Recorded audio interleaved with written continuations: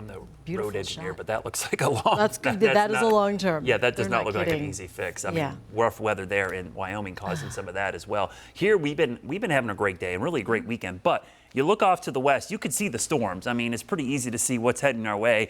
These storms have been racing out of Tennessee and they are hauling. I mean, they're moving about 40 to 45 miles per hour.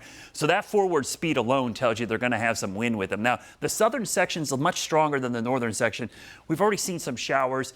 No cloud to ground lightning yet, but there's probably going to be some lightning here in a short while as this moves into some more humid, more warm air mass southeast of the mountains. This storm moving out of Tennessee has had a history of producing 60 to 65 mile per hour winds heading right towards Asheville. So this is moving right down the French Broad River Valley. And if it continues to track southeast, this is likely going to be into areas of Cleveland County, probably around 7 o'clock or so. So when you look at the timing here, Morganton 7:15, Hickory 7:30, Statesville closer to 8, Charlotte area probably 8 to 8:30, depending on the speed. And again, not expecting the whole line to be severe, but the southern section, that little cell right there in particular, has had a pretty good history of producing some strong winds. So Futurecast shows this moving southeast pretty quickly. You could see it there by 7 o'clock. That's the cell I'm watching right there that moves south. It's kind of bowing out there, so don't be surprised. This is heading towards Shelby, maybe down towards Rock Hill, Fort Mill, TKK, maybe Ballantyne, down towards Indian Land, and then Waxhaw, Weddington, Monroe area around 8 to 9 o'clock. So just be ready for some strong winds with that, maybe up to 60 miles per hour, and it moves out fairly quickly. So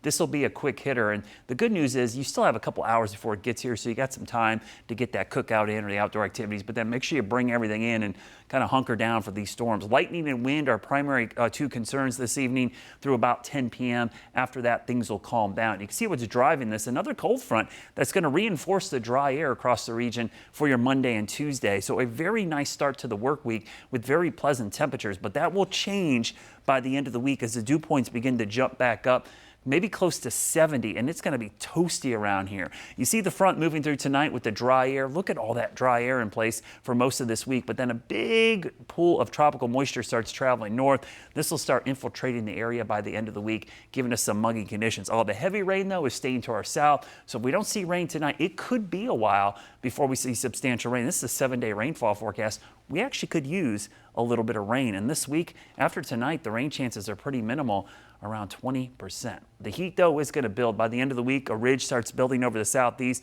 So at the very least, we're going to have some hot and humid days as we look ahead to Father's Day weekend. So be prepared for those storms tonight. They're on the way in the next couple of hours. Strong winds, definitely some heavy rain, and likely some lightning with those as well. By the end of the week, though, those temperatures are jumping up into the mid-90s. So we're going to go from not hitting 90 to likely jumping into the mid-90s by the time we get to Friday and into the upcoming weekend.